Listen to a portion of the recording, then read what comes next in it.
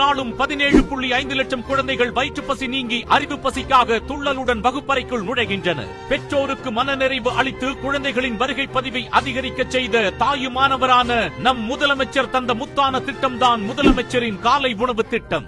சத்தான காலை உணவு அளித்து குழந்தைகளின் உடல் நலம் மனநலம் இரண்டையும் காத்து வரும் முதலமைச்சரின் காலை உணவு திட்டம் மேலும் விரிவடைகிறது. இத்திட்டம் நகர பகுதிகளில் இயங்கி வரும் அரசு உதவி பெறும் பள்ளிகளில் பயிலும் 3,05,000 குழந்தைகளுக்கும் விரிவாக்கம் செய்யப்பட்டு மாண்புமிகு தமிழ்நாடு முதலமைச்சர் அவர்களால் தொடங்கி வைக்கப்படுகிறது. மாண்புமிகு பஞ்சாப் முதலமைச்சர் பகவத் மான் சிறப்பு விருந்தினராக பங்கேற்று சிறப்பிக்க உள்ளார். நாள் ஆகஸ்ட் 26. இடம் புனித சூசையப்பர் தொடக்கப்பள்ளி, மயிலாப்பூர்.